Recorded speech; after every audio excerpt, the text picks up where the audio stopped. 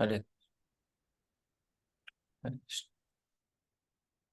नवगौरवरं नवपुष्पशरं नवभावधरं नवलास्यपरं नवगौरवरं नवपुष्पशरं नवभावधरं नवलास्यपरम् नवहास्यकरं नवहेमवरं प्रणमामि शचीसुत गौरवरं नवप्रेमयुतं नवनीतशुचं नववेशकृतं नवप्रेमरसं नवधा विलसतशुभ प्रेममयं प्रणमामि शचीसुतगौरवरम् हरिभक्तिपरं हरिनामधरं करजापकरं हरिनामपरं हरिभक्तिपरं हरिनामधरं करजापकरं हरिनामपरम् नयने सततं प्रणयाश्रुधरं प्रणमामि शचीसुत गौरवरं सततं जनताभवतापहरं परमार्थपरायणलोकगतिं सततं जनताभवतापहरं परमार्थपरायणलोकगतिं नवलेहकरं जगतापहरं प्रणमामि शचीसुत गौरवरं नवलेहकरं जगतापहरं प्रणमामि शचीसुत गौरवरं निजभक्तिकरं प्रियचारुतरं नतनार्तननागरराजकुलं निजभक्तिकरं प्रियचारुतरं नतनर्तननागरराजकुलं कुलकामिनी मानसलास्यकरं प्रणमामि शचीसुत गौरवरं कुलकामिनी मानसलास्यकरं प्रणमामि शचीसुत गौरवरं करतालवलं कलकण्ठवरं मृदुवाद्यसुवेणिकया मधुरं करतालवलं कलकण्ठरवं मृदुवाद्यसुवेणिकया मधुरं निजभक्तिगुणावृतनाट्यकरं प्रणमामि शचीसुत गौरवरं युगधर्मयुतं पुनर्नन्दसुतं धरणीसुचित्रं भवभावचितं युगधर्मयुतं पुनर्नन्दसुतं धरणीसुचित्रं भवभावचितं तनुधन्यचित्तं निजवासयुतं प्रणमामि शचीसुत गौरवरम् अरुणं नयनं शरणं वसनं वदने स्खलितं स्वकनामधरम् अरुणं नयनं वसनं हृतं वदने स्खलितं स्वकनामधरम् कुरुते सुरसं जगता जीवनं प्रणमामि शचीसुत गौरवरं कुरुते सुरसं जगत्जीवनं प्रणमामि शचीसुत गौरवरं नवगौरवरं नवपुष्पचरं नवभावधरं नवहास्यपरम् हरे कृष्णा कृष्णा कृष्णा हरे हरे हरे राम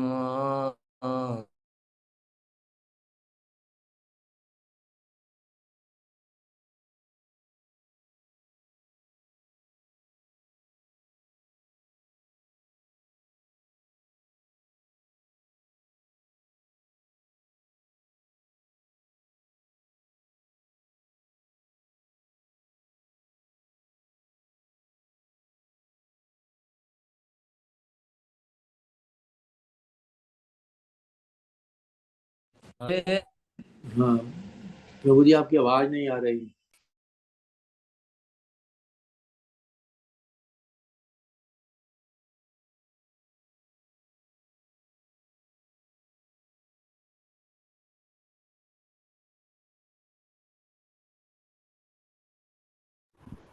मैं भी प्रभु जी का नेटवर्क इशू हो रहा है, वेट करते थोड़ा।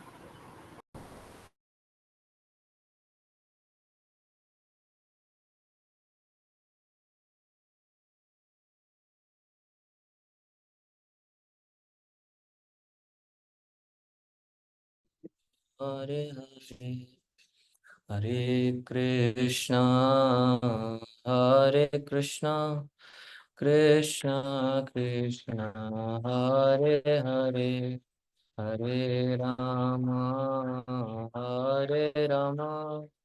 राम राम हरे हरे हरे कृष्णा कृष्णा कृष्णा हरे हरे हरे राम राम हरे हरे हरे कृष्णा कृष्णा कृष्णा हरे हरे हरे राम राम हरे हरे कृष्णा कृष्णा कृष्णा हरे हरे हरे राम राम हरे हरे कृष्णा कृष्णा हरे हरे हरे राम राम हरे हरे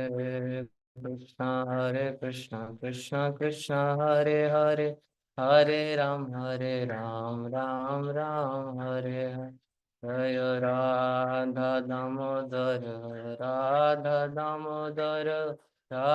दामोदर श्री राधे जय राधा दामोदर श्री राधे जय गौर निताय जय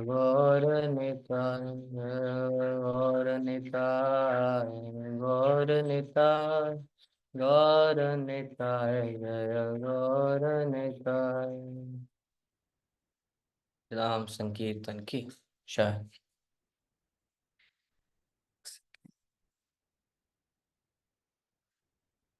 हरे कृष्णा। तो शायद बीच में शायद मेरी आवाज चली गई थी क्या? ओके। ठीक है जी, बीच। जी प्रभु जी। ओके, कोई बात नहीं। तो वंस अगेन आप सबका स्वागत है। तो जैसा मुझे बताया गया है कि चैप्टर 30 स्टार्ट हो चुका है। चैप्टर 29 कंप्लीट हो चुका था श्रीमद् भागवतम के तीसरे स्कंद का। और चैप्टर 30 का कितने श्लोक तक हो गया था? शायद 5वें श्लोक तक हुआ था। 4 श्लोक कंप्लीट हुए हैं प्रभु जी, 5वां शुरू करना है। चौथा कंप्लीट हुआ था, 5वें पे थे। Okay okay, thank you. तो थोड़ा सा रिवाइज करते हैं। तो आप में से कुछ कुछ शेयर करना चाहेंगे? यस यस, उर्मी माता जी आप शेयर करिए। हरे कृष्णा प्रभु जी। चैप्टर नंबर 30 का हेडिंग था भगवान श्री कपिल द्वारा विपरीत सकाम कर्मों का वर्णन। जैसे कि भौतिक चेतना में लिप्त व्यक्ति काल के उस महान शक्ति से परिचित नहीं रहता जिसके द्वारा उसे ले जाया जाता है। मनुष्य योनि बहुत दुर्लभ है, इसलिए मनुष्य के पास जितना समय है उसे आध्यात्मिक कार्यों में लगाकर भगवान की सेवा करनी चाहिए। सेकंड पॉइंट था मनुष्य क्षणिक सुख के लिए बहुत परिश्रम करके भौतिक आवश्यकता की वस्तुएं उत्पन्न करने में अपना समय व्यर्थ गंवा देता है, जबकि ये सभी वस्तुएं काल के साथ नष्ट हो जाती हैं और ये क्षणिक सुख के लिए होती हैं। इस संसार में जीव जिस जिस योनि में जन्म लेता है उसी में आनंद मानने लगता है और उससे विरक्त नहीं होता। जैसे इसमें इंद्र भगवान का एग्जाम्पल दिया गया था कि एक बार उनको जो हाँ, तो थी सुअर एक की योनि स्टोरी मिल गई कोई और थी। बताएंगे? हरे कृष्णा माता जी, अच्छा, थैंक यू माता जी, आपने क्योंकि बहुत। उसका जाप माया के प्रभाव से ढका रहता है। यस यस, बहुत अच्छा बताया माता जी, हरे कृष्णा। तो ये स्टोरी मैं किन्हीं और से सुनना चाहता हूँ कि वो कौन सा स्टोरी था, इंद्र का और नारद मुनि का एक स्टोरी था, बहुत अच्छा स्टोरी था जिससे बहुत कुछ क्लियर होता है। हाँ जी जी। हाँ यस, कोई और बता सकते हैं? यस। हाँ, ये कि बता रहा हूँ प्रभु जी कि एक बार जो है वो सभा में इंद्र बैठे थे और उनके गुरु बृहस्पति देव आए, तो ये उठे नहीं शायद। इंद्र भगवान उठे नहीं, तो वो नाराज होकर चले गए। उन्होंने श्राप दिया कि सूकर योनि में आप चले जाइए। अच्छा। तो हाँ, तो वो उनके पीछे पीछे गए, लेकिन वो श्राप दे दिया। तो फिर उसका उन्होंने कुछ निवारण बताया होगा, वो हमको याद नहीं है। तो जिस योनि में आ गए, तो जब बाद में ब्रह्मा जी को लगा कि अब इनको आना चाहिए यहाँ पर, तो नारद जी गए कि आप चलिए। अब आपको वहां पर कहा नहीं, मैं इस योनि में बड़ा अच्छा आनंद आ रहा है, बच्चे हैं, सब है, मैं विष्ठा खा रहा हूँ, बड़े प्रसन्न हैं। तो जो जिस योनि में है लोग उसी में प्रसन्न रहते हैं। ये माया का प्रभाव है, इसको कहते हैं आवरणात्मिका। आवरणात्मिका, यस। जिस योनि में उसी में प्रसन्न रहते हैं लोग। हरे कृष्ण प्रभु जी। हरे कृष्णा। यस, थैंक यू प्रभु जी। तो जैसा आपने बताया ना कि ऐसा ये सिचुएशन था ना, कि एक सोचिए, इंद्र देवताओं के राजा है, इतना बड़ा उनका पोजीशन है, और वो भी जब इस माया में संसार में आए, एक शुक्र का उनको जब शरीर मिला, तो उसमें वो इतने लिप्त हो गए कि वो वहां से निकलना नहीं चाह रहे थे। जब उनसे पूछा जा रहा था कि आप चलना चाहते हैं, तो वो क्या बता रहे थे कि क्या मुझे वहां पे मेरी या पत्नी मिलेगी जो यहाँ पे है, मेरे बहुत सारे जो छोटे छोटे बच्चे हैं, क्या मुझे वहां पे मिलेंगे? यहाँ पे जो मुझे सुबह सुबह जो डिलीशियस आवाज क्लियर मिलता है, प्रसाद मिलता है, क्या आवाज वो वहां क्लियर नहीं मिलेगा मुझे? है। कहीं सब कुछ साउंड आ रहा है कहीं से? ओके। हाँ जी, फिर से साउंड आ रहा है। ओके, अब सही है ना? तो वो पूछते हैं कि क्या क्या मुझे मिलेगा, तो उसे समझ, तब पता चलता है कि यार कितना डिफिकल्ट है। अगर कोई व्यक्ति इस सिचुएशन में आ जाए, फंस जाए ना, तो उसको ये कोशिश कर पाना, निकल पाना उस सिचुएशन से बहुत मुश्किल है, बहुत डिफिकल्ट है। तो इसको हमें समझना पड़ेगा कि कितना मुश्किल है इस चीज को समझ पाना, जान पाना। ओके। तो यहाँ आता हूँ, थोड़ा स्टार्ट करने से पहले मैं थोड़ा पिछला चैप्टर और इस चैप्टर में थोड़ा सा समराइज कर देता हूँ। तो जैसे पिछले चैप्टर में ये था कि माता देवहूति ने 3 प्रश्न किए थे, और उन तीनों प्रश्नों के उत्तर में पूरा चैप्टर 29 कंप्लीट हुआ था। तो 3 प्रश्न क्या थे? सबसे पहला प्रश्न था, माता देवती ने पूछा था भक्ति के बारे में, कि इस भक्ति का चरम लक्ष्य क्या है, इसका क्या रिजल्ट है, उसके बारे में डिटेल में थोड़ा बताइए। तो भगवान कपिल मुनि जी ने उनको समझाया था। फिर दूसरा प्रश्न उन्होंने पूछा था जीवों के बारे में, कि कैसे जीव इस संसार में फंस जाते हैं और उनके अलग अलग क्या क्या डिविजन्स हैं, उसके बारे में प्रश्न पूछा था, वो भी एक्सप्लेन किया था उन्होंने। फिर तीसरा प्रश्न उन्होंने पूछा था भगवान के काल स्वरूप के बारे में, कि कैसे भगवान अपने काल स्वरूप में सब कुछ कंट्रोल कर रहे हैं, उनके डर से, उनके भय से कैसे सब कुछ अच्छे तरीके से चल रहा है। तो ये तीनों चीज का आंसर करते हुए चैप्टर 29 कंप्लीट होता है। और इस चैप्टर 30 में, 30वें अध्याय में, हम यहाँ पे देखेंगे कि कैसे जन्म मृत्यु के चक्र में व्यक्ति फंसता है, और कोई व्यक्ति मृत्यु के समय उस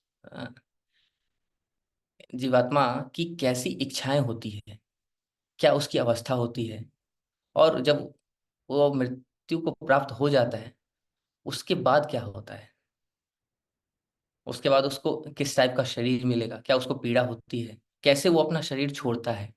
सिंपल वे में ये जाने कि अगर कोई एक मटेरियलिस्टिक व्यक्ति है तो वो अपना जीवन कैसे जीता है, और वो कितने डिफिकल्ट सिचुएशन में, कितने कष्ट पर स्थिति में अपना शरीर छोड़ता है, ये हम लोग देखेंगे इस पूरे चैप्टर में। और ये भी देखेंगे कि एक भक्त कैसा अपना जीवन जी सकता है और कैसे उसे अपना भक्त को अपना जीवन जीना चाहिए, जो इस अभक्त कोई व्यक्ति अपना जीवन जी रहा है ना उससे एकदम विपरीत होगा, ये हम समझ पाएंगे। तो आते हैं हम लोग आज के अपने श्लोक पे। स्क्रीन शेयर करता हूँ।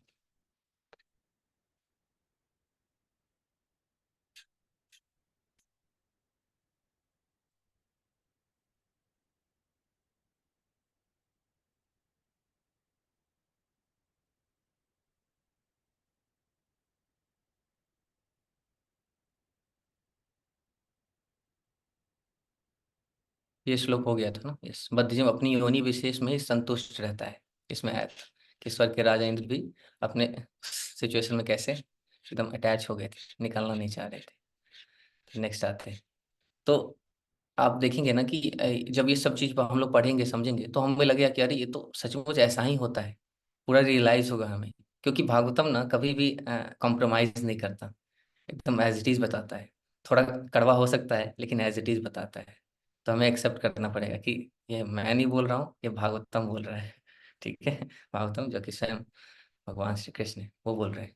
ओके, तो देखिए पहला श्लोक आता है यहाँ पे। ये थोड़ा हम लोग श्लोक पढ़ते हैं फिर आगे नेक्स्ट चलते हैं। तो आत्मजाया सुतागार पशु द्रविण बंधुषु निरूढ़ मूल हृदय आत्मानं बहु मन्यते। आत्मजाया सुतागार पशु द्रविण बंधुषु निरूढ़ मूल हृदय आत्मानं बहु मन्यते। आत्मजाया सुतागार पशु द्रविण बंधुषु निरूढ़ मूलम हृदय आत्मानं बहुमन्यते। शब्दार्थ और तात्पर्य। कृष्ण कृपा मूर्ति इस्वाइन ग्रेस एसी भक्ति वेदांत स्वामी श्रील प्रभुपाद जी के द्वारा श्रील प्रभुपाद की जय। तो शब्दार्थ, आत्म शरीर, जाया मतलब पत्नी, सुत बच्चे, आगार घर, पशु पशु, द्रविण संपत्ति, बंधुषु मित्रों में, निरूढ़ मूल गहराई तक जड़े जमाए प्रगाढ़, हृदय उसका हृदय, आत्मानम अपने आप को, बहु बहुत ऊंचा, मन्यते सोचता है। तो तात्पर्य, शब्दार्थ और इसका ट्रांसलेशन देखते हैं। तो मनुष्य को अपने जीवन स्तर के प्रति इस प्रकार का संतोष अपने शरीर, पत्नी, घर, संतान, पशु, संपत्ति तथा मित्रों के प्रति प्रगाढ़ आकर्षण के कारण ही होता है। ऐसी संगति में बद्ध जीव अपने आप को पूरी तरह सही मानता है। पहले मंगलाचरण करते हैं फिर तात्पर्य पढ़ेंगे। ओके। ओम ज्ञानतिमिरान्धस्य ज्ञानाञ्जनशलाकया चक्षुरुन्मीलितं येन तस्मै श्रीगुरवे नमः। श्रीचैतन्यमनोभीष्टं स्थापितं येन भूतले स्वयं रूप कदा मह्यं ददाति स्वपदान्तिकम्। वन्देऽहं श्रीगुरो श्रीयुतापदकमलं श्रीगुरून् वैष्णवांश्च श्रीरूपं साग्रजातं सहगण रघुनाथान्वितं तं सजीवं साद्वैतं सावधूतं परिजनसहितं कृष्ण चैतन्य देवं श्री राधा कृष्ण पादान सहगण ललिता श्री विशाखान्वितांश्च। हे कृष्ण करुणा सिंधु दीनबंधु जगतपते गोपेश गोपिका कांत राधा कांत नमोस्तुते। तप्त कांचन गौरांगी राधे वृंदावनेश्वरी वृषभानुसुते देवी प्रणमामि हरिप्रिये। वाञ्छाकल्पतरुभ्यश्च कृपा सिन्धुभ्यैव च पतितानां पावनेभ्यो वैष्णवेभ्यो नमो नमः। जय श्री कृष्ण चैतन्य प्रभु नित्यानंद, श्री अद्वैत गदाधर शिवासादि गौर भक्त वृंद। हरे कृष्णा कृष्ण कृष्ण हरे हरे, हरे राम राम राम हरे हरे। नमो विष्णुपादाय कृष्णप्रेष्ठाय भूतले, श्रीमते भक्ति वेदांत स्वामिनिति नामिने।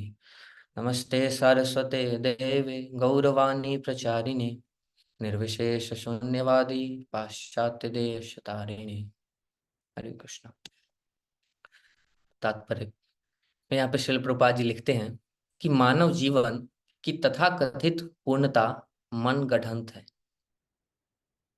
इसलिए कहा जाता है कि कोई भौतिकतावादी कितना ही योग्य क्यों न हो, अयोग्य होता है, क्योंकि वह ऐसे मानसिक स्तर पर डोल रहा होता है जो उसे क्षणिक जीवन की ओर पुनः खींच लाता है। जो मनुष्य मानसिक तल मनोधर्म पर कार्य करता है वह आध्यात्मिक उन्नति नहीं कर पाता। ऐसा व्यक्ति पुनः भौतिक जीवन में आ गिरता है।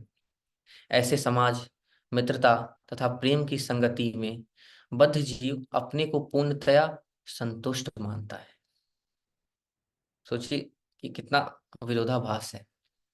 यहाँ पे ये एक तरह से बताया जा रहा है कि कोई व्यक्ति भौतिकतावादी है, वो कितना ही उच्च स्तर पर क्यों नहीं हो, अपने भौतिकतावादी एक लेवल पे देखे, मटेरियल स्टेज पे वो कितना ही ऊपर लेवल पे क्यों ना हो, लेकिन वो कहाँ पे घूम रहा होता है, अपने मानसिक स्तर पे ही घूम रहा होता है।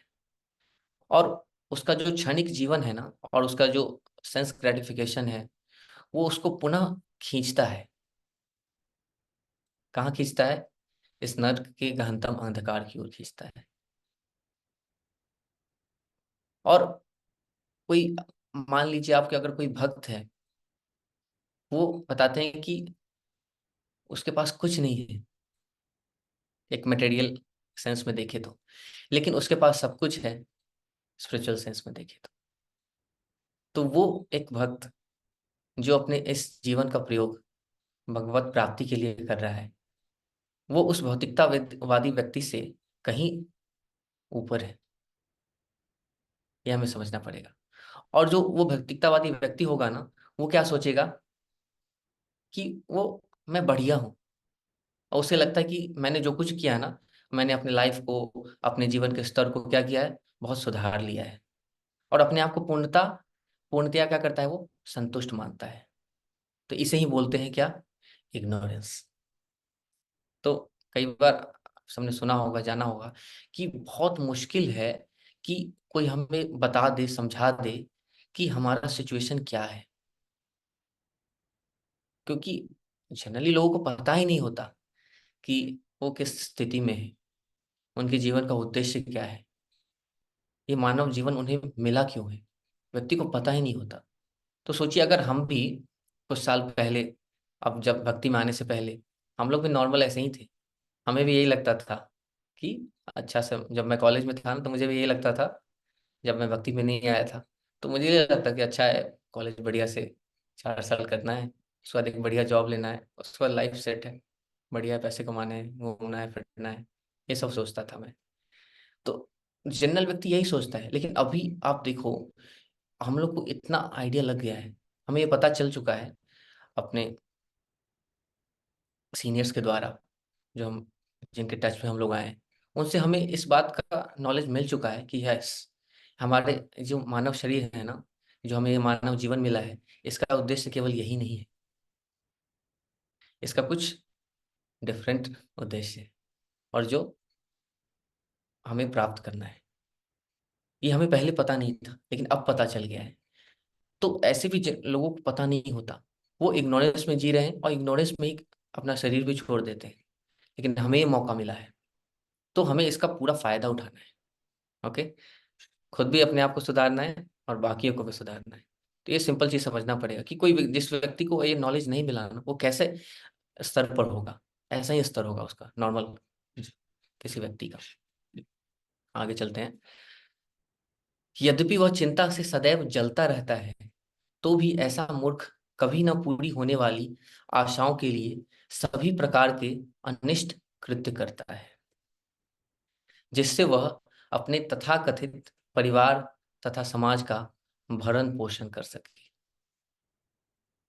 अब देखिए, जब व्यक्ति सब कुछ इकट्ठा करता है ना, तो व्यक्ति को बहुत टेंशन होता है। क्यों टेंशन होता है पता है? आप देखेंगे कि इस चैप्टर के शुरुआत में श्लोक संख्या 1 और 2 में कपिल मुनि क्या बताते हैं कि इस समय के प्रभाव के बारे में बताते हैं कि कितना काल स्ट्रांग है। आप देखेंगे कि आप एग्जाम्पल ले सकते हैं कि बहुत बड़े बड़े राजा महाराजा हुए हैं पास्ट में, और अभी भी समझिए कि जो बड़े बड़े जो धनवान व्यक्ति एक तरह से मनी पावर होल्ड करते हैं, they are the rule makers, वही सरकार चलाते हैं, दे आर एक्चुअली वो राजा हैं। तो देखिए, बड़े बड़े राजा महाराजा, बड़े बड़े धनवान व्यक्ति पास्ट में हुए हैं, और आप देखेंगे उनके पास सब कुछ था, जो जिसकी का इच्छा हम सब लोग जनरल मास करता है, एक भक्त तो नहीं करता। तो भक्त में भी 3 प्रकार के भक्त होते हैं, पिछले चैप्टर में बताया गया था। आप सबको याद होगा कौन से 3 प्रकार के? सतोगुणी, रजोगुणी और तमोगुणी। और आप देखेंगे, आप जो ये अभी आप सब पढ़े हैं ना, ये नेक्स्ट कैंटो चैप्टर कैंटो 4 जब आएगा ना, तो उसमें आप लोग रिलेट कर पाएंगे कि इन तीनों प्रकार के भक्तों का एक एक एग्जाम्पल लेते हुए पूरा 4th कैंटो डिस्कस होता है। तो 4th कैंटो में ये तीनों प्रकार के भक्तों के बारे में डिस्कस किया जाता है। तो क्या होता है 4th कैंटो में? शुरुआत में किनका डिस्कशन होता है? दक्ष प्रजापति का। तो दक्ष प्रजापति कैसी भक्ति कर रहे थे वो? तमोगुणी भक्ति। फिर आता है रजोगुणी भक्ति, तो उनको उसमें किनका आता है डिस्कशन? ध्रुव महाराज का। शुरुआत में तो वो रजोगुणी ही था, वो इच्छा से साथ कर रहे थे, बाद में वो चेंज हो गया। और फिर लास्ट में आता है सतोगुणी भक्ति, उनका डिस्कशन आता है किनका? पृथु महाराज का। तो कैंटो 4 सोचिए यहाँ से कैसे स्टेप बाय स्टेप बढ़ रहा है ना भागवतम। हम लोग जब रिलेट करते हुए, समझते हुए पढ़ेंगे, जानेंगे ना, तो हम लोग फील कर पाएंगे, इसको अप्रिशिएट कर पाएंगे। तो ऐसे पढ़ना चाहिए हमें। तो हमें ये देख लिया कहाँ चल रहे थे हम लोग, यस, 3 प्रकार के भक्त। तो वो भक्तों का भी हम लोगों ने कैटेगरी देख लिया। अब बात आता है कि अगर कोई व्यक्ति इस तरह की भक्ति करता है तो, और जैसे इस चैप्टर में हमने देखा कि शुरुआत में भगवान कपिल मुनि बताते हैं कि समय कितना बलवान है, पहले कितने बड़े बड़े राजा महाराजा हुए, लेकिन अभी देखेंगे काल के प्रभाव से सब कुछ खत्म हो चुका है। आप सब उन्होंने कभी कभी गए, दिल्ली में आते हैं तो आप दिल्ली में आसपास रह ही रहे हैं, तो लाल किला तो जरूर देखा होगा। तो लाल किला एक समय में बहुत अच्छा था, वहाँ पे बहुत सारे लोग रहते थे, राजा महाराजा रहते थे वहाँ पे। लेकिन अभी आप देखेंगे क्या है वहाँ पे? केवल कबूतर घूमते हैं। कभी कभी क्या होता है? 15 अगस्त पे, 26 जनवरी पे कभी वहाँ पे झंडा फहराने के लिए आ जाते हैं, नहीं तो हमेशा वहाँ कबूतर ही घूमते हैं, इस टाइप के। तो इतने बड़े बड़े राजा महाराजा हुए हैं, आप राजस्थान में जाएं, कितने बड़े बड़े किला हैं, गढ़ हैं, फोर्ट्स हैं, आपको दिखेंगे। लेकिन सब कुछ अभी गायब हो चुका है काल के प्रभाव से। तो जनरली व्यक्ति जब देखता है ना कि मैं अपने पूरे जीवन काल में कितने मेहनत किया, कितना टेंशन लिया, कितना एंजाइटी लिया, कितना स्ट्रेस लिया, और इतना सब कुछ मैंने इकट्ठा किया, और ये सब काल के प्रभाव से खत्म हो रहा है। मैं खुद खत्म हो रहा हूँ, मेरा शरीर अब पहले जैसा नहीं रहा, मेरे अंदर वैसी शक्ति नहीं रही जिससे मैं क्या कर पाऊँ, उन सारी चीजों का भोग कर पाऊँ। तो व्यक्ति को बहुत कष्ट होता है। इसीलिए यहाँ पे इस श्लोक में बोला जा रहा है कि वह सदैव चिंता से जलता रहता है। किस चिंता से? कि कैसे वो इन सब चीजों को और अच्छी तरीके से करे, कैसे वो अपने परिवार का, समाज का भरण पोषण और अच्छे तरीके से कर सके। इसी के पीछे व्यक्ति सोचते रहता है और हमेशा चिंता में जलता रहता है। लेकिन बताया जाता है कि ये सब कुछ करने के बाद भी क्या क्या होता है उसके साथ, वो आगे हम लोग पढ़ेंगे ना, तो आपको लगे कि अरे क्या है ये। फिर हाँ, देखिए पढ़ते हैं फिर पता चलेगा।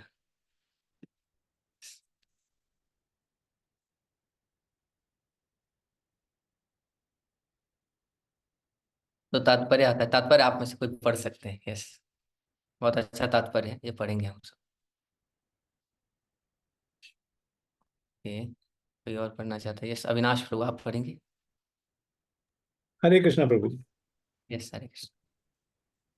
तत् कहा गया है कि आज के समय में जब कलयुग इतना प्रबल है कि प्रत्येक व्यक्ति माया के परिवार की झूठी भेंट स्वीकार करके चिंताओं से पूर्ण रहता है, ऐसे में महान साम्राज्य को चलाना उतना कठिन नहीं जितना कि एक छोटे परिवार का पालन करना। हमारा परिवार माया जनित है, यह कृष्ण लोक के परिवार का विकृत प्रतिबिंब है। कृष्ण लोक में भी परिवार, मित्र, समाज, पिता माता सब कुछ है, किंतु वे नित्य हैं। यहाँ पर हमारे शरीर बदलते ही हमारे पारिवारिक बंधन संबंध बदल जाते हैं। कभी हम मनुष्यों के परिवार में होते हैं तो कभी देवताओं के परिवार में और कभी कुत्तों बिल्लियों के परिवार में। परिवार, समाज तथा मित्रता क्षणिक है, अतः ये असत कहलाते हैं। यह कहा जाता है कि जब तक हम असत, क्षणभंगुर, अस्थायी समाज तथा परिवार से बंधे रहते हैं तब तक हम चिंताओं से घिरे रहते हैं। भौतिकतावादी यह नहीं जानते कि वह इस संसार में परिवार, समाज तथा मित्रता छाया मात्र है और वे उनसे जुड़ जाते हैं। स्वाभाविक है कि उनके हृदय सदा तपते रहते हैं, किंतु समस्त असुविधाओं के होने पर भी वे ऐसे मिथ्या परिवार बनाए रखने के लिए काम करते हैं, क्योंकि उन्हें कृष्ण के साथ वास्तविक पारिवारिक संगति का कुछ पता नहीं रहता। Hare Krishna. Hare Krishna. Yes, thank you.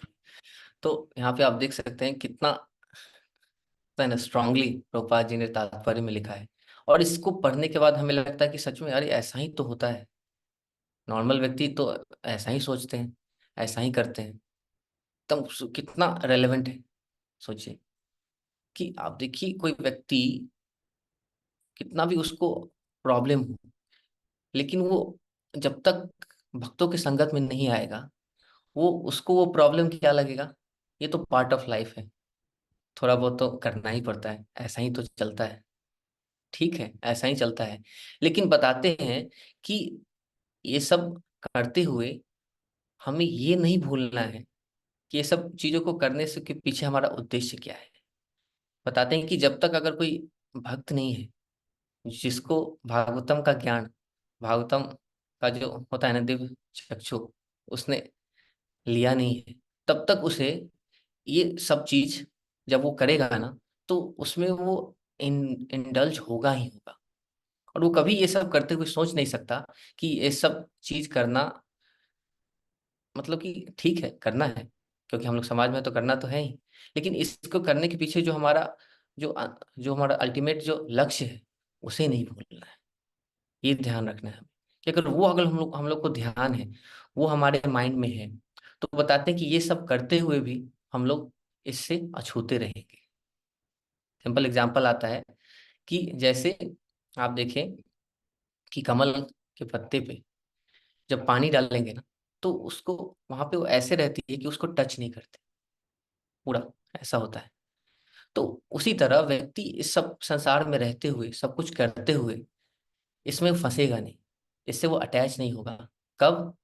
जब वो इस भागवतम के नॉलेज को समझेगा, अपने सीनियर्स, अपने गुरु के उनके आदेशों का पालन करेगा, जो उनके निर्देशन में रहेगा, तब ये चीज संभव है। जब तक किसी के निर्देशन में नहीं रहेंगे ना, तब तक इन चीजों को फॉलो कर पाना, इनको अपने लाइफ में अप्लाई कर पाना, इसको एप्लीकेशन में लाना बहुत मुश्किल है, बहुत मुश्किल है। ठीक, आगे चलते हैं। तो वह उस स्त्री को अपना हृदय तथा इंद्रियां दे बैठता है, जो झूठे ही उसे माया से मोह लेती है।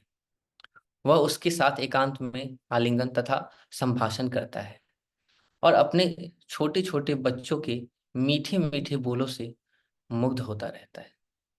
तो बताते हैं कि क्यों इतना सब कुछ कष्ट होते हुए भी व्यक्ति क्यों इन चीजों को छोड़ना नहीं चाहता, क्यों वो इच्छा नहीं करता कि अरे मैं क्यों इन चीजों में फंसा हुआ, इनसे बाहर निकलूं, क्यों नहीं इच्छा करता? सिंपल सा है कि कुछ तो सुख है ही, ऐसा नहीं कह सकते कि सुख नहीं है, वो कुछ सुख है। और वो सुख क्या है? कष्ट को थोड़ा कम कर देना, वही सुख है। सिंपल एग्जाम्पल आता है कि आप सबने वो स्टोरी सुना होगा ना कि एक व्यक्ति भाग रहा था, उसके पीछे बहुत सारे मधुमक्खियां लगी हुई थी। तो भागते भागते आता है लास्ट में, और देखता है कि आप कहाँ जाएं, तो एक पेड़ पे ऊपर चढ़ जाता है। और जब पेड़ पे चढ़ता है तो देखता है कि उस पेड़ के नीचे एक शेर भी है। और उसके बाद नीचे देखता है कि उसके आगे भी नहीं जा सकता, क्योंकि एक नदी होती है और नदी में मगरमच्छ होते हैं, वो सब अपना घात लगाए बैठे हैं उसको खाने के लिए। और पेड़ की जिस डाल पे वो बैठा होता है ना, उस डाल को भी चूहे कुतर रहे होते हैं, उसको भी काट रहे होते हैं।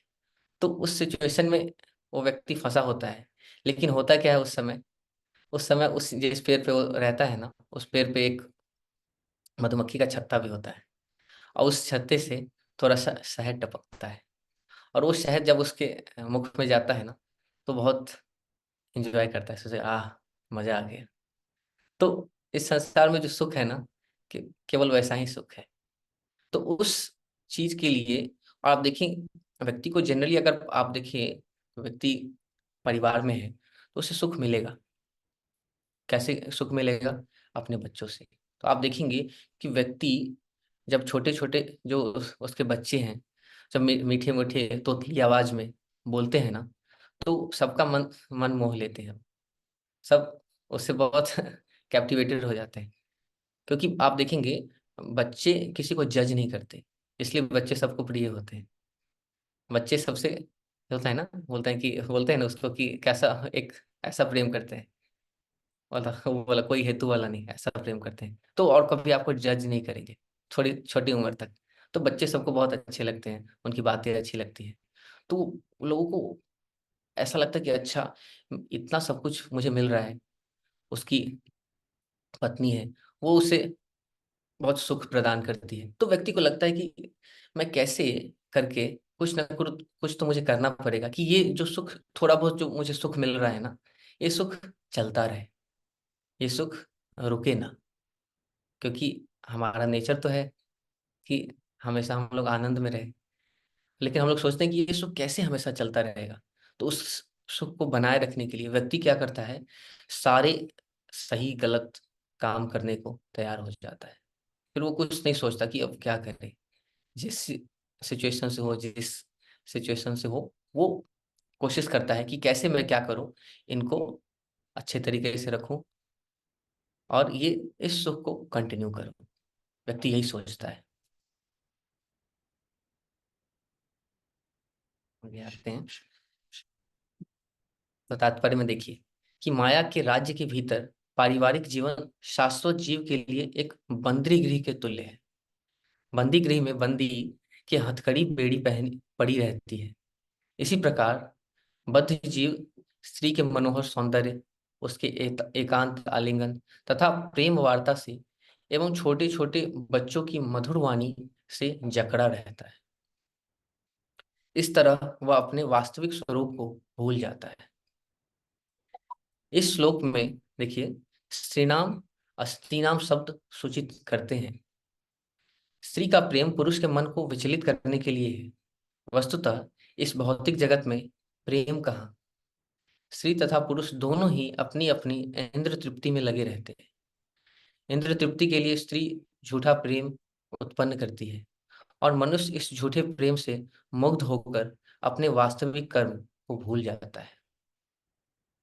जैसे ऐसे संयोग से संतान उत्पन्न होती है तो अगला आकर्षण होता है ना कि विस्तार, ये विस्तार होते जाता है। कैसे विस्तार होता है? कि इन बच्चों की मीठी तोतली बोली, घर में स्त्री का प्रेम तथा बच्चों की बोली उसे सुरक्षित बंदी बना लेती है। और इस तरह वह अपना घर छोड़ नहीं पाता, बहुत मुश्किल हो जाता है। वैदिक भाषा में ऐसा व्यक्ति गृह मेधी कहलाता है, जिसका अर्थ है जिसके आकर्षण का केंद्र बिंदु घर है। यह हमें अब समझना है। कि ऐसे व्यक्ति जो इस सब चीजों में लगा हुआ है ना, वो गृह मेधी है। एक कॉन्सेप्ट आता है, गृह मेधी और एक गृहस्थ का। तो गृहस्थ कौन है, ध्यान से सुनना है, कि जो अपने परिवार, पत्नी तथा बच्चों के साथ रहता है, किंतु उसका वास्तविक जीवन लक्ष्य कृष्ण भक्ति उत्पन्न करना है, वो है रियल में गृहस्थ। अगर ये लक्ष्य नहीं है किसी व्यक्ति का, तो वो गृह मेधी है, जिसके बारे में ऊपर हम लोग पढ़ रहे थे ना, वो इस चीजों में फंसा हुआ है। इसलिए मनुष्य को गृहस्थ बनने की सलाह दी जाती है, गृह मेधी बनने की नहीं। गृहस्थ की मुख्य चिंता मोह जनित पारिवारिक जीवन से छूटकर कृष्ण के साथ वास्तविक पारिवारिक जीवन में प्रविष्ट करना है, जबकि गृह मेधी का कार्य तथाकथित पारिवारिक जीवन से अपने को जन्म जन्मांतर तक बारंबार बांधना और निरंतर माया के अंधकार में बने रहना है। यही है। तो बताते कि नॉर्मल व्यक्ति क्या बोलता है कि जन्म जन्म का साथ है हमारा तुम्हारा, लेकिन उसे पता ही नहीं है कि जन्म जन्म का साथ हमें छोड़ना है, इसको बना के नहीं रखना है। तो वो गृह मेदी का कार्य है। लेकिन हमें अगर कोई फॉलो क्या करना है, गृहस्थ के follow। तो उसको वो गृहस्थ क्या है, एक आश्रम है। तो आश्रम का मतलब ही यही होता है कि उसमें आश्रम में रहने का, कि व्यक्ति का लक्ष्य हायर है, और उस हायर लक्ष्य को प्राप्त करने के लिए व्यक्ति कार्य कर रहा है। ये हमें ध्यान रखना है। ओके, तो आगे चलते हैं।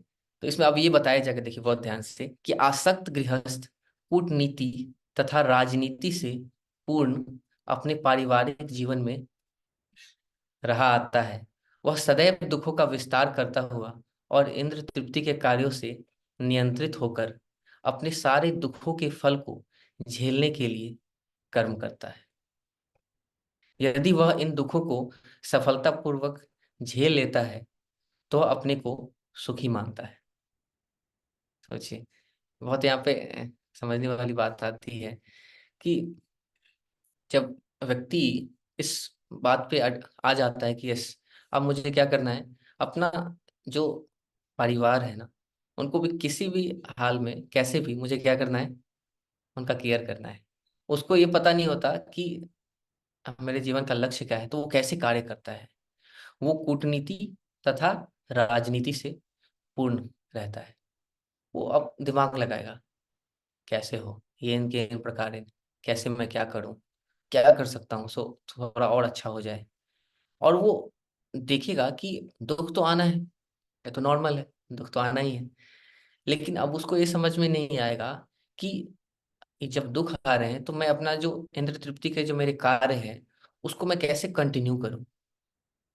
और वो ये सोचता है कि इन दुखों को मैं, अगर मैं कुछ भी तरीके से अगर थोड़ा कम कर दूं ना, तो बढ़िया हो जाएगा। और उसी दुखों को वो कम करने के पीछे लग जाता है, और उसी में अपना सुख ढूंढता है। ये समझना पड़ेगा। इसका तात्पर्य बहुत अच्छा है, तात्पर्य पढ़ते हैं।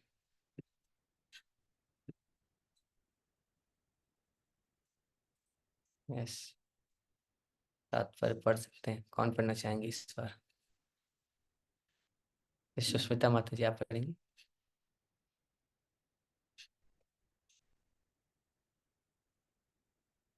ओके, लगता है वो सुन नहीं पा रही है, तो कोई और पढ़ सकते हैं, जैसे रूना माता जी। कौन है? यस, हरे कृष्णा। हरे हरे कृष्ण। कृष्णा प्रभु जी। यस, पढ़िए पढ़िए। मैं पढ़ यस, पढ़िए पढ़िए। श्रीमद् थोड़ा सा बैकग्राउंड नॉइज आ रहा है आपके साइड से, कोई और पढ़ सकते हैं। जी प्रभु जी में पढ़ते हैं।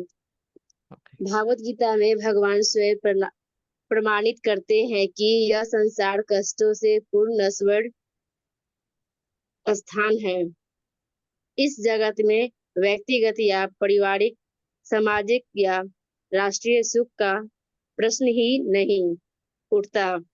यदि नहीं सुख के नाम पर कुछ हो रहा है, तो वह भी मोह है। इस जगत में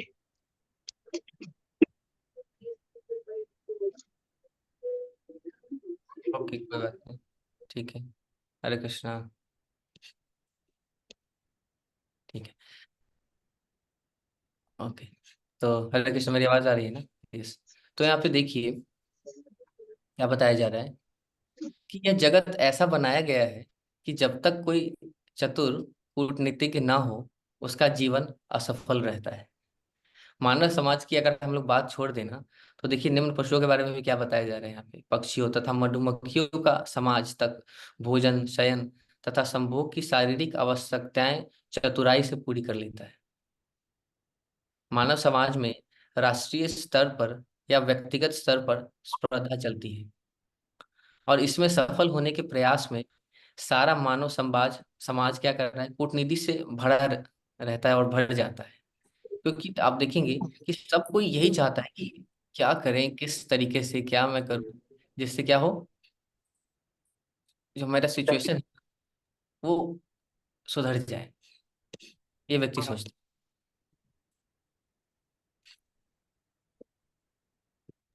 मैं पढ़ू प्रभु जी? है। ओके, मैं पढ़ रहा हूँ। और मानव समाज में राष्ट्रीय स्तर पर या व्यक्तिगत स्तर पर ये स्पर्धा चलती है। तो हमें याद रखना है एक चीज, क्या यहाँ पे लास्ट में डॉक्टर लिखते हैं कि सारी कूटनीति तथा जीवन संघर्ष में सारी बुद्धि के होते हुए भी सारी वस्तुएं परमेश्वर की इच्छा होने पर क्षण भर में समाप्त हो जाएंगी। ये समझना पड़ेगा। और ये जनरली व्यक्ति समझता नहीं है। उसे लगता है कि नहीं, ये सब जो भी चीज है ना, ये शाश्वत है, ये हमेशा रहने वाला है।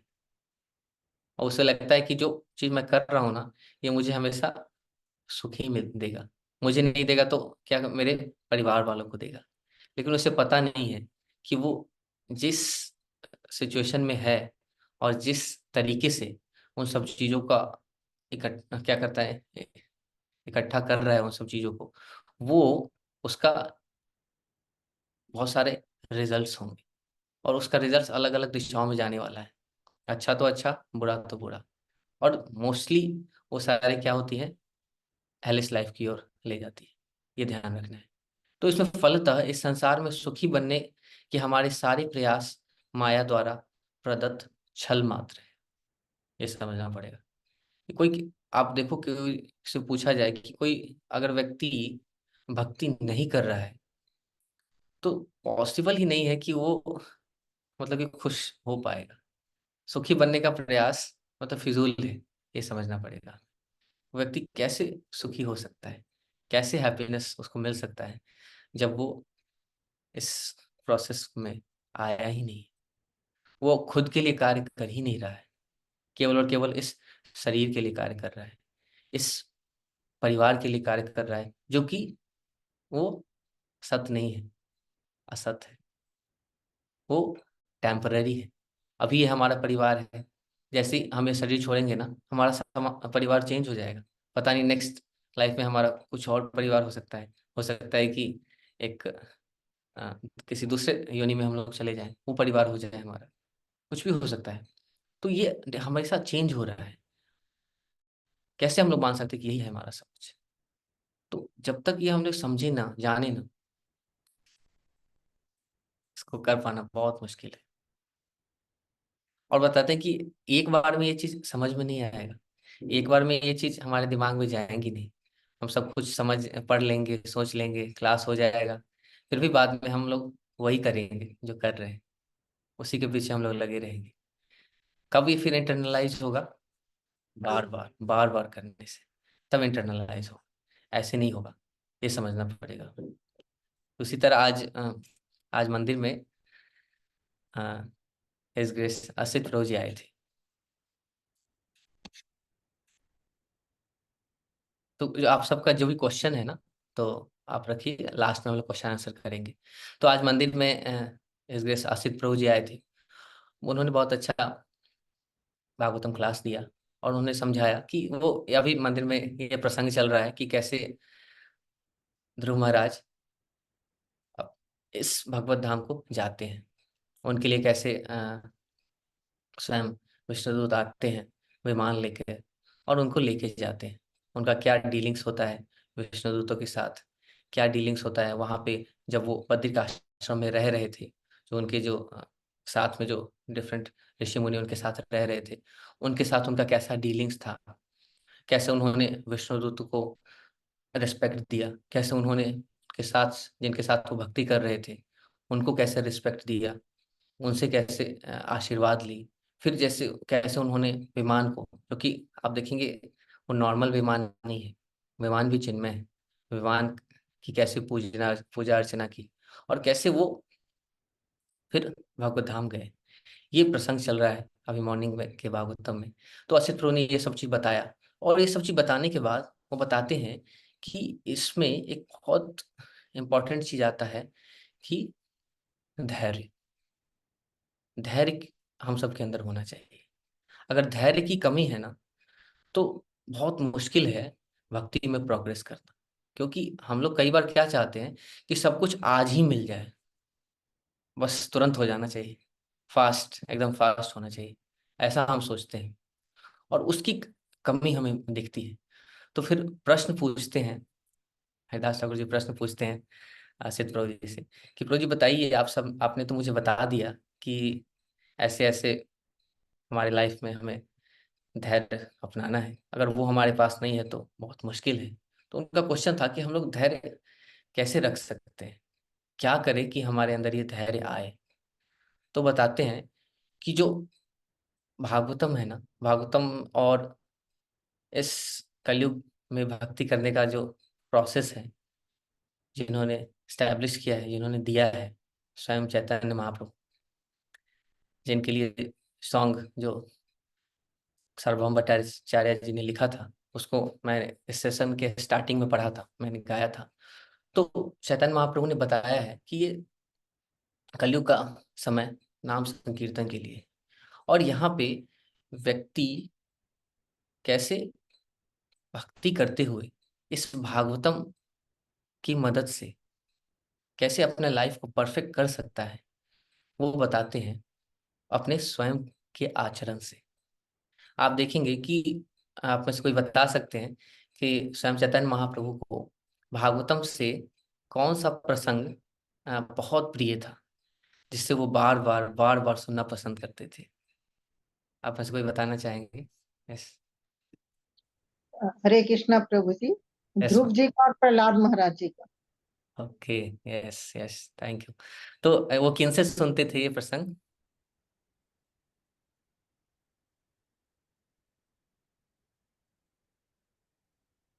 यस, चैट में भी आया है, ध्रुव महाराज। यस यस, वैशाली माता ने बताया कि गदाधर पंडित जी से सुनते थे। अब तीसरा प्रश्न आता है, कहाँ पे सुनते थे? कोई और बताएंगे? यस, हैंड रेज है सुष्मिता माता जी का। यस, सुषमा माता। Yes,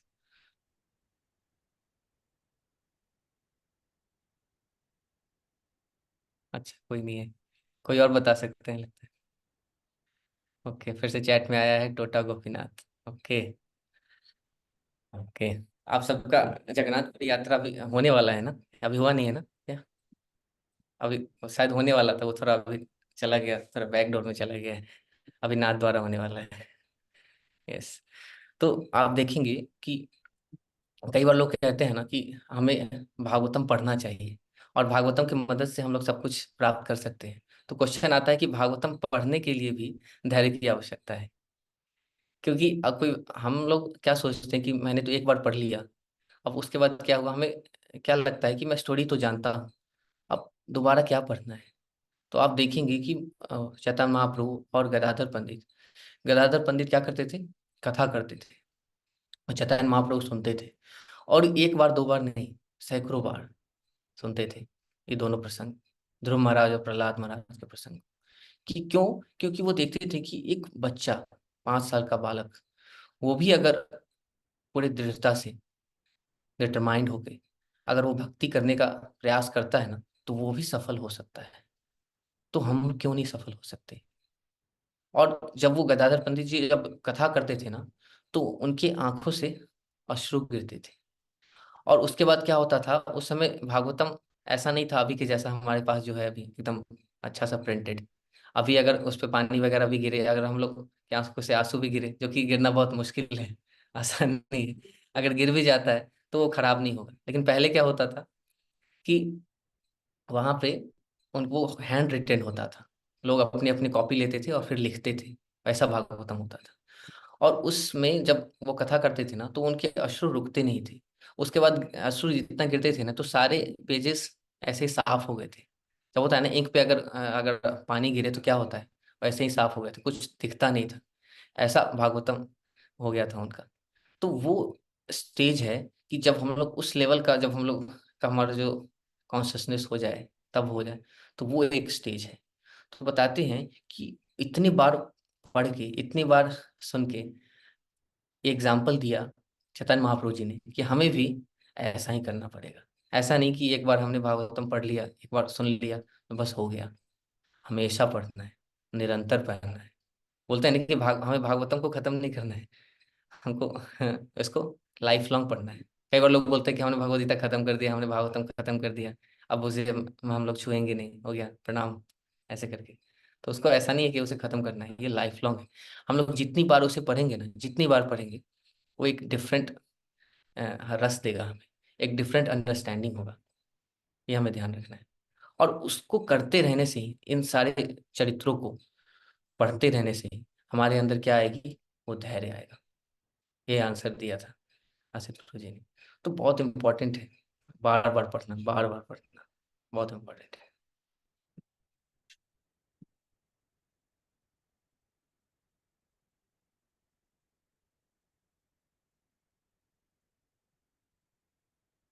yes. तो ये श्लोक आता है कि वह इधर उधर हिंसा करके धन प्राप्त करता है, और यद्यपि वह इसे अपने परिवार के भरण पोषण में लगाता है, किंतु स्वयं इस प्रकार से खरीदे भोजन का अल्पांश ही ग्रहण करता है। इस तरह वह उन लोगों के लिए नरक जाता है जिनके लिए उसने अवैध ढंग से धन कमाया था। सोचिए, व्यक्ति इतना मेहनत करके लाता है सब कुछ, अपने घर वालों का, सबका पालन पोषण करता है, लेकिन उसे पता नहीं होता कि वो इन सब कार्यों को करने के बाद नरक जाने वाला है। उसे ये पता नहीं होता। यही यही क्वेश्चन नारद मुनि ने बोला था, किंतु पूछ के आने के लिए किन्हीं को बोला था। और जब उन्होंने ये क्वेश्चन घर से जाके पूछ के आए ना कि क्या मेरे पाप का भागीदार आप भी बनोगे, तो उनके घर वालों ने मना कर दिया कि नहीं, मैं क्यों बनूंगी आपके पाप का भागीदार। तो इसके बाद वो बहुत बड़े भक्त बन गए थे, और उन्होंने एक बहुत सुंदर ग्रंथ दिया था, जिनके माध्यम से वो ग्रंथ प्रकट हुआ। तो सोचिए कितना इम्पोर्टेंट है समझ पाना, जान पाना कि जो चीज हम लोग कर रहे हैं उसका रिजल्ट क्या हो सकता है। ये ध्यान रखना है। और देखिए, व्यक्ति जो उतना सब कुछ जब करके लाता है ना घर में, और उस करने के बाद उसे क्या मिलता है, उसका बहुत थोड़ा पार्ट ही मिलता है। बाकी सारे बताते हैं कि अलग अलग जो चोर और लुटेरे हैं, वो तो जिसको हम लोग रिलेटिव सब परिवार वाले बोलते हैं, वो छीन के ले जाते हैं उसको। उस लुटेरों को हम लोग ऐसा जेल में भी नहीं भेजते, बोलते हैं कि अच्छा, खुशी खुशी हम लोग दे देते हैं, ले जाओ, अच्छा है, बढ़िया है। तो एक सेंस में भागवतम में ये चीज बताया गया है। तो तात्पर्य में आता है यहाँ पे। तो देखिए कि एक बंगाली कहावत है। ओके, देखिए, ये कहावत आप सबने सुना होगा, जो लोग बंगाल से हैं। जिस व्यक्ति के लिए मैंने चोरी की, वही मुझे चोर कहता है। बंगाली में क्या बोलते हैं इसे? ओके, बताएंगे, किन्हीं को बताए बंगाली में क्या बोलते हैं? तो हिंदी में लिख दिया गया है यहाँ पे। হরে কৃষ্ণ मैं बोलूं प्रभुजी। यस यस, बताइए। যে আমার জন্য যার জন্য আমি চুরি করি সেই আমায় চোর বলে। ओके, थोड़ा थोड़ा समझ में आया मुझे। यस, मैं था। चोर करता हूं, वही मुझे चोर कह देता है जो। हाँ, यस यस। देखिए, तो जिन पारिवारिक सदस्यों के लिए मनुष्य अनेक पाप कर्म करता है, वे उससे कभी प्रसन्न नहीं रहते। आप देखें कि व्यक्ति कितना भी कुछ करते, अगर उसका परिवार वाले भक्त नहीं है। आप देखिए, भक्तों में भी बहुत कैटेगरी आ गया। थोड़ा अगर आप म्यूट कर सकते हैं, आप कुछ बैकग्राउंड नॉइज आ रहा है, यानी कि अगर माइक ऑन है ना। ओके ओके, ठीक है। यस। तो हम लोग देखते हैं कि अगर कोई व्यक्ति का परिवार वाले के लोग और मीन्स थोड़ी भी अगर भक्ति नहीं करते ना, तो बताते हैं कि भक्ति करने से व्यक्ति के अंदर एक चीज तो आ जाता है। वो क्या होता है? थोड़ा सा पेशेंस आता है, थोड़ा संतोष आता है। मुझे लगता है कि कोई बात नहीं, थोड़ा कम भी है ना तो चलेगा। लेकिन नॉर्मल व्यक्ति ना, उसमें वो नहीं रह पाएगा। उसे सब कुछ चाहिए। अगर उसके पास नहीं है तो उसको क्या चाहिए? लोन लो लेकिन मुझे लाओ, कहीं से भी लाओ लेकिन लो, उसको चाहिए वो चीज। देखिएगा ना कि अगर अरे उसके फ्रेंड्स ने लिया है, तो देखिएगा कि उसके पड़ोसी वालों ने ले लिया है, तो अब उसे भी वो चीज चाहिए। अगर वो व्यक्ति अगर उससे पूरा नहीं कर पाएगा, तो उसके परिवार वाले उससे हमेशा रुष्ट रहेंगे, कभी खुश नहीं रहेंगे उससे। सोचिए, मोहवश अनुरक्त व्यक्ति ऐसे पारिवारिक सदस्यों की सेवा करता है, किंतु इनकी सेवा से उसे जीवन की नारकीय अवस्था में प्रवेश करना होता है। उदाहरणार्थ, कोई चोर अपने परिवार के पालन हेतु कोई वस्तु चुराता है, किंतु पकड़ा वही जाता है और बंदी बना लिया जाता है। यही सार है इस जगत का और समाज, मैत्री तथा प्रेम के प्रति आसक्ति का। ये समझना पड़ेगा। यद्यपि एक आसक्त पारिवारिक व्यक्ति अपने परिवार के भरण पोषण के लिए किसी न किसी तरह से धन कमाने में लगा रहता है, किंतु वह उतने से अधिक का भोग नहीं कर पाता जितना कि ऐसे पाप कर्म किए बिना वह करता। यस, ये चीज हमें समझना पड़ेगा कि कोई व्यक्ति गलत चीजों को करके कुछ इकट्ठा कर तो लेता है, लेकिन बताते हैं कि जो उसके भाग्य में है ना, जितना सुख उसके भाग्य में है, वो उसको उतना ही सुख मिलेगा। आप देखोगे, रामभद्र जी कई बार बताते हैं कि एक बार वो किसी बहुत बड़े बिल्डर से मिलने गए थे। उनके पास गए, उनसे मिला, तो समझिए कि करोड़ों की प्रॉपर्टी है उनके पास। और जब उनके पास गए और उससे पूछा कि आप कैसे हैं, खुश हैं, तो बोलते हैं कि क्या बताएं महाराज जी, देखिए सब कुछ है मेरे पास, लेकिन मैं खा क्या रहा हूँ। तो वो दिखाया कि वो कुछ बताते हैं कि कुछ बताते हैं ना, सैलेड वगैरह रखा हुआ था, कुछ पौधे वगैरह थे, पत्ते वगैरह थे, वो खा रहा था। तो वो बताते कि देखिए महाराज जी, इतना सब कुछ है मेरे पास, लेकिन मैं कुछ खा ही नहीं सकता, प्रॉब्लम है शरीर में, ये सब चीज रहने का क्या फायदा। किसी व्यक्ति को बताते हैं कि सब कुछ उसके लाइफ में है, सब कुछ बढ़िया है, चल रहा है, लेकिन घर पे उसके जो बीवी बच्चे हैं ना, वे उसका कहानी मानते। सब कुछ है, लेकिन वही घर घर पे जो होना चाहिए उसका, वो है ही नहीं। वो टेंशन में, एंग्जाइटी में। बताते हैं कि इतना सब कुछ हम लोग अगर इकट्ठा कर भी लिए, लेकिन फिर भी जो हमारे भाग्य में होगा, जो हमें मिलना होगा ना, वो वही मिलेगा। तो प्रहलाद महाराज भी ये चीज बताते हैं कि जो हमारे को मिलना है ना, जो सुख जो दुख हमें मिलना है ना, वो हमारे पास अपने आप आएगा। और जो चीज़ नहीं मिलना है ना, तो अगर हमारे मुंह के पास भी आता है ना, फिर वहां से कोई छीन के ले जाएगा। ये ध्यान रखना है। तो कोई क्वेश्चन पूछ सकता है, यार अगर ऐसा है तो क्या हम कुछ करें ही ना? तो बताते हैं कुछ तो करना पड़ेगा। अगर हम कुछ नहीं करेंगे तो जो मिलना होगा ना, वो भी ऐसा हो सकता है कि ना मिले। ये ध्यान रखना है। हमको थोड़ा सा प्रयास करना है और वो चीज़ मिल जाएगा। और बताते हैं कि जो चीज़ हमको मिलना है ना, उसके लिए जो थोड़ा प्रयास हमें करना है ना, वो भी भगवान हमसे करवा देंगे। हम ना करना चाहेंगे ना, फिर भी हो जाएगा। आप सबको बहुत एक्सपीरियंस होगा, मुझे भी है। कई बार कई चीज़ थी मेरी लाइफ में कि मैं उन चीज़ों को नहीं करना चाहा, लेकिन फिर भी मुझसे हो गया और उसका रिजल्ट अच्छा ही आया। तो मैं सोचा कि अच्छा, ऐसा भी है। तो बहुत कन्विक्शन आता है। अब अगर हम लोग अपने लाइफ को थोड़ा, होता है ना, शांत होके सोचिए अपने लाइफ के बहुत सारे इवेंट्स के बारे में कि हमारे लाइफ में क्या कौन कौन से इवेंट हुए हैं, उसको हम लोग थोड़ा सा एनालाइज करें, सोचें, तो हमें लगेगा कि नहीं, हर हमारे लाइफ के हर सिचुएशन में ऐसी बहुत सारी चीजें हैं और जो थी, जो हुई है और हो रही है, जिस पे मेरा कोई जोर नहीं था। वो मुझसे हो गया, किसी ने करवा दिया, किसी के इन्फ्लुएंस मैंने कर दिया, और कभी उसका अच्छा रिजल्ट आया, कभी बुरा रिजल्ट आया। ये हमें ध्यान देना पड़ेगा। तो देखना है। ये आगे आता है नीचे कि 8 औंस खाने वाले मनुष्य को लंबे परिवार का पालन करना होता है और इसके लिए धन कमाना होता है, किंतु उसे पेट भर खाने से अधिक कुछ नहीं मिलता, और कभी कभी तो उसके परिवार के जूठन पर ही निर्भर रहना पड़ता है। अनुचित साधनों से भी धन कमाकर वह स्वयं जीवन का आनंद नहीं उठा पाता। यही आवरणात्मिका माया है। आवरणात्मिका और प्रक्षेपात्मिका। आवरणात्मिका क्या करती है? आवरण, ढक देती है, और ऐसे ढकती है ना, व्यक्ति को लगता है सब कुछ बढ़िया है, एकदम परफेक्ट कवरिंग ऐसा होता है। तो समाज, देश तथा समुदाय की भ्रामक सेवा की प्रक्रिया सर्वत्र एक सरीखी है। यही सिद्धांत बड़े से बड़े राष्ट्रीय नेताओं पर भी लागू होता है। कभी कभी ऐसा राष्ट्रीय नेता जिसकी देश सेवाएं महान होती है, अपने ही देशवासियों द्वारा मार दिया जाता है। देखिए बहुत सारे एग्जाम्पल्स, बड़े बड़े नेताओं का को मार दिया गया, उनका असैसिनेशन कर दिया गया। क्यों क्यों किया गया? क्योंकि उनकी सेवाएं अनियमित होती है। आप कुछ भी चाहे कर लो, आप सबको प्रसन्न नहीं कर सकते, कभी नहीं कर सकते।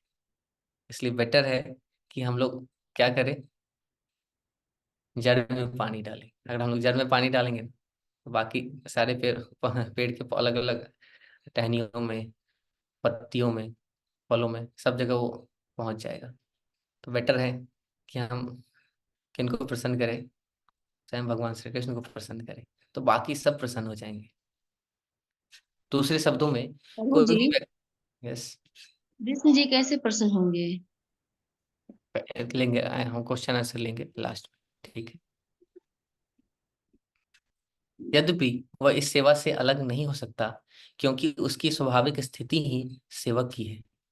इस हमें ध्यान रखना, ये तो हमें आप सब जानते हैं, समझते हैं कि what is our constitutional position, कि स्वाभाविक दृष्टि से जीव परमेश्वर का अंश है, किंतु वह भूल जाता है कि उसे परम पुरुष की सेवा करनी है, और वह अपना ध्यान अन्यों की सेवा की ओर मोड़ देता है। यह माया कहलाती है। तो यही आंसर है।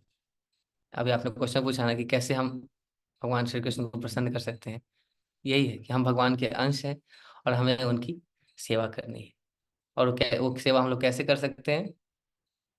गुरु के निर्देशन में, जैसा गुरु ने बताया है, जैसा शास्त्रों में बताया गया है, उनके निर्देशन में कार्य करते हुए हम लोग क्या कर सकते हैं? भगवान को प्रसन्न कर सकते हैं। सिंपल है। अन्यों की सेवा करते हुए वह झूठे ही अपने को स्वामी मान बैठता है। परिवार का मुखिया अपने को परिवार का स्वामी मानता है, अथवा राष्ट्र का नेता अपने को राष्ट्र का स्वामी मानता है, किंतु वास्तव में वह माया की सेवा करता है, और माया की सेवा करने से वह धीरे धीरे नरक को जाता है। अतः बुद्धिमान मनुष्य को कृष्ण भावनामृत के बिंदु तक पहुंचकर भगवान की सेवा में लग जाना चाहिए, और अपना सारा जीवन, सारा धन, सारी बुद्धि तथा सारी बोलने की शक्ति उसी में लगा देनी चाहिए।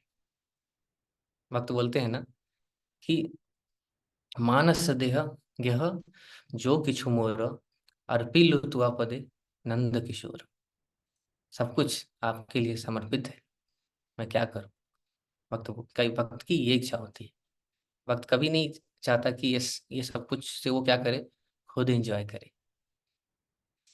लास्ट में एक और भजन आता है ना कि नित्य सिद्ध कृष्ण भक्ति करिनुसंधान। वो हमारा लक्ष्य होना चाहिए, और उस चीज में अगर हम लोग लगे रहे ना, तो ये सारी चीजें हमारे साथ नहीं होंगी। हम लोग यहाँ पे क्या देख रहे हैं कि एक जो अभक्त है ना, वो अपना लाइफ कैसे जीता है, और इस सब चीजों को जी करते हुए इसका क्या एक्सट्रीम रिजल्ट्स है, जिसको उसे भोगना पड़ेगा इस लाइफ में भी और नेक्स्ट लाइफ में भी। और कैसे इन सब चीजों को करते हुए कितनी नारकीय स्थिति में, कितने कष्टमय स्थिति में व्यक्ति अपना शरीर छोड़ता है। कौन सा व्यक्ति? जो भगवत भक्ति नहीं कर रहे, उनके बारे में पूरा बताया जा रहा है। जो अभक्त है, जो नॉर्मल सांसारिक लोग हैं, वो कैसे कार्य करते हैं, उसके बारे में एकदम होते हैं ना कि मिरर रख दिया गया है और यहाँ पे बताया जा रहा है। तो ये एक लास्ट श्लोक है, ये करके हम लोग आज का सेशन एंड करेंगे। तो यहाँ पे क्या बताया जा रहा है कि जब उसे अपनी जीविका में प्रतिकूल फल मिलते हैं, तो वह बारंबार अपने को सुधारने का यत्न करता है, किंतु जब उसके सारे प्रयास असफल रहते हैं और वह विनष्ट हो जाता है, तो अत्यंत लोभवश वह अन्यों का धन स्वीकार करता है। यस, आ गया ना, कि पहले तो बहुत प्रयास करता है कि हाँ सब कुछ बढ़िया हो जाए, उसके पास सब कुछ आ जाए, लेकिन फिर भी अगर नहीं होता ना, तो वो क्या कोशिश करता है कि किसी से मांग लेता हूँ, लोन ले लेता हूँ। और अभी आप देखोगे इस लोन देने के पीछे पूरा बोलता है ना, वो सब कुछ लगे, सब कोई इसी के पीछे लगे हुए हैं। अब सब लोग क्या चाहते हैं कि अगर आपके पास अभी पैसा नहीं है ना, तो आप ले लो सामान। आपको लोन देने के पीछे लोग लगे हुए हैं। कैसे, किस किस तरीके से लोन दे रहे हैं? कोई बोलेगा कि अमेजन पे लेटर, कोई आएगा कि क्रेडिट कार्ड, कोई बोलेगा कि एकदम होता है ना विद इन मिनट आपको इतने का लोन सैंक्शन हो जाएगा। लोन देने के लिए सब तैयार बैठे हैं। क्यों? क्योंकि उनको पता है कि अगर एक बार इसने लोन ले लिया ना, एक बार इसे चस्का लग गया इस चीज का, इसको यूज करने का, तो फिर वो उसमें फंसेगा और फिर वो उसे बार बार करेगा। अगर कोई व्यक्ति एक बार ले लेता है तो वो फंस जाता है, उसे उतने लंबे समय तक अब उसे जॉब करना ही करना है। वो टेंशन में आ जाएगा व्यक्ति कि अरे इतना मैंने लोन ले रखा है, इसका ईएमआई, इसका ईएमआई भरना है, कहाँ से जाएगा? फिर वो और टेंशन में रहेगा। इस एक लोन को भरने के लिए, चुकाने के लिए वो दूसरा लोन लेगा। तो ऐसे ही व्यक्ति सोचिए कितना टेंशन में, एंग्जाइटी में चला जाएगा, क्या भक्ति कर पाएगा, क्या अपने जीवन के उद्देश्य के बारे में सोच पाएगा, इसी में लगा रहेगा। ये हमें समझना पड़ेगा। ओके, तो आज हम लोग इतना ही रखते हैं। तो और भी बहुत कुछ है इसमें, डिटेल्ड है पूरा, लोग समझेंगे जानेंगे ना, बहुत कुछ समझने के लिए, जानने के लिए। आप सब जो भी चीज़ यहाँ पे हम लोगों ने डिस्कस किया ना, उसे आप समझो, पढ़ो, वो क्लियर होगा। बहुत हमें ध्यान रखना है और इसे बार बार पढ़ना पड़ेगा। मैंने एग्जांपल दिया था ना कि कैसे चैतन्य महाप्रभु बार बार सुनते थे, इसे हमें बार बार पढ़ना पड़ेगा। तो होता है ना कि ये एक मोटिवेशन होता है कि हम लोग सेमिनार सुनते हैं, मोटिवेशन आता है, लगता है कि अच्छा ये सब कुछ ऐसा था, ये सब कुछ गड़बड़ था, अब मुझे अब क्या करना है, बढ़िया से बढ़िया तरीके से लग जाना है। अब मेरे जीवन का यही लक्ष्य है, इसमें मैं नहीं फंसूंगा।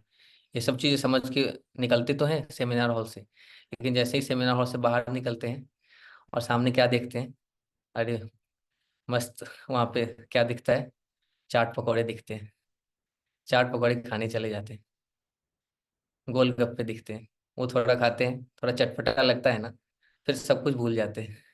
थोड़ा सा फिर और थोड़ा आगे बढ़ते हैं, कुछ दोस्त मिल जाते हैं, थोड़ा सा उनसे हंसी मजाक होता है वो।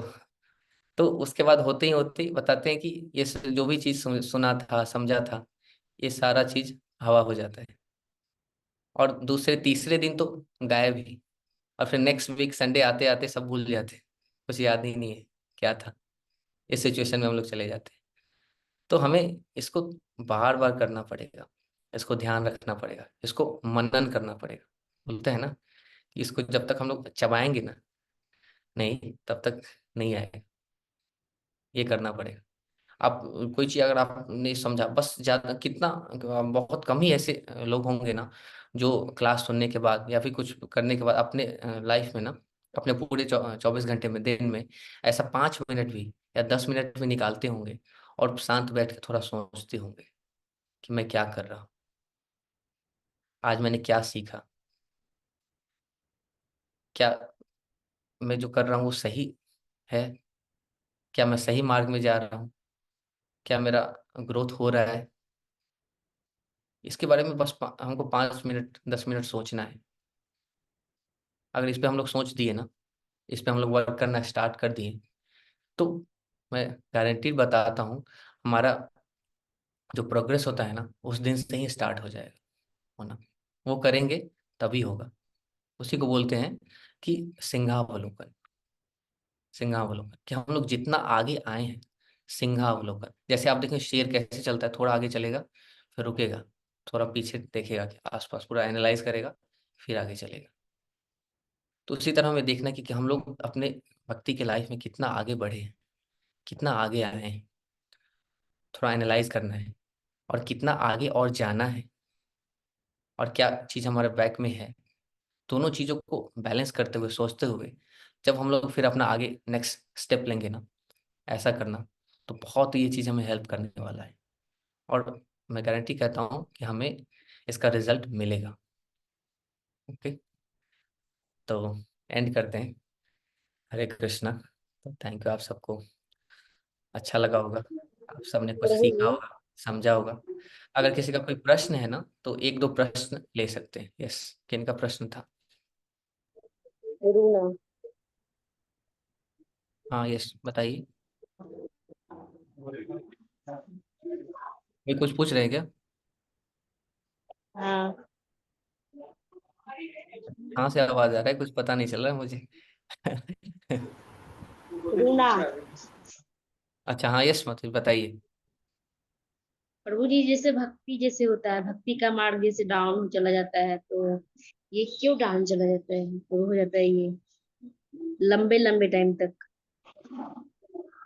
ओके, डाउन क्यों चला जाता है? हाँ।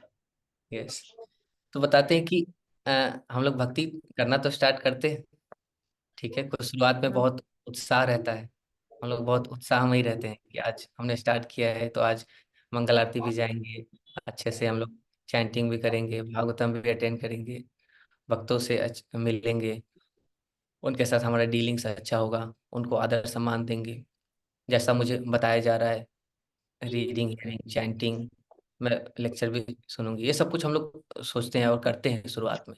लेकिन थोड़े थोड़े कुछ समय के बाद क्या होता है, जो इसका जो इंटेंसिटी है ना हमारा, कम होने लगता है। क्यों कम होने लगता है? हम लोग को क्या लगता है ना कि क्या ये प्रोसेस सच में मुझे जो हमारा जो रिजल्ट अल्टीमेट है वो दे देगा? हमें इस पे फेथ कम होने लगता है, हमें डाउट्स आने लगते हैं। और वो बताते हैं कि वो डाउट्स क्यों आते हैं, क्योंकि हम लोग ना क्या करते हैं, कुछ कुछ अपराध कर देते हैं भक्तों के प्रति, भगवान के प्रति। और जो बताते हैं सिंपल मेन अपराध है कि हम लोग अच्छे से जो चीज़ हमारे सीनियर्स हमें बताते हैं ना, वो उसको अच्छे से फॉलो नहीं करते। सिंपल प्रोसेस है, ABCD प्रोसेस, उसको हम लोग सिंपल अच्छे तरीके से फॉलो नहीं करते। एसोसिएशन, बुक रीडिंग, चैंटिंग, और क्या बताते हैं, धामवास। अगर इस चीज़ों को अगर हम लोग अच्छे से फॉलो नहीं करते ना, इसीलिए क्या होता है कि हमारा जो टेस्ट है ना धीरे धीरे कम होने लगता है।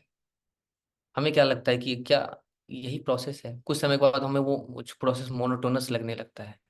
हमें लगता है कि बस ये चले जा रहा है, चले जा रहा है, उसको हम लोग कॉन्शियसली करना छोड़ देते हैं। आप देखेंगे कि श्री रूप गोस्वामी उपदेशाष्टकम में लिखते हैं कि उपदेशामृत में कि यहाँ पे हमें चैंटिंग तो करना है, लेकिन चैंटिंग कैसे करना है? With respect. दो चीजों में वो बताते हैं, आदरात और अनुदिनम। आदर पूर्वक करना है और रेगुलरली करना है। वो आदर हमें कहीं मिसिंग हो जाता है, कुछ समय के बाद हम लोग अपराध करना स्टार्ट कर देते हैं।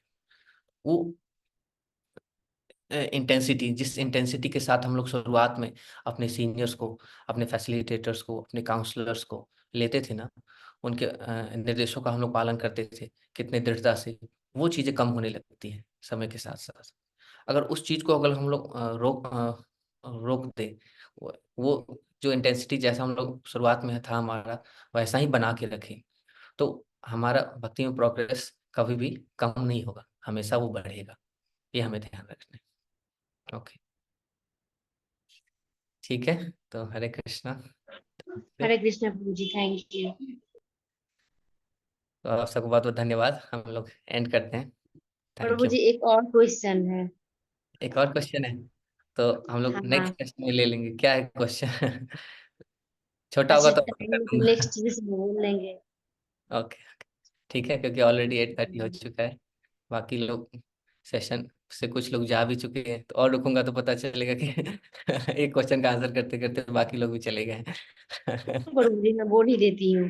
जैसे आप बताए, जो भागवत गीता में ही लिखा है, जैसे मतलब आ, कितना भी धन कमा रहे हो फिर भी घर में आओ फिर भी कोई खुश है ही नहीं, तो जड़ को खुश करो, यानी वो जड़ है कृष्ण। तो इसका मतलब ये है, जैसे हम लोग गृहस्थ में रहते हैं, ठीक है, हम लोग, मैं तो शादीशुदा नहीं हूँ, मैं एक सिंपल लड़की हूँ, बस यही पढ़ाई करती हूँ और चैंटिंग ये सब होता है।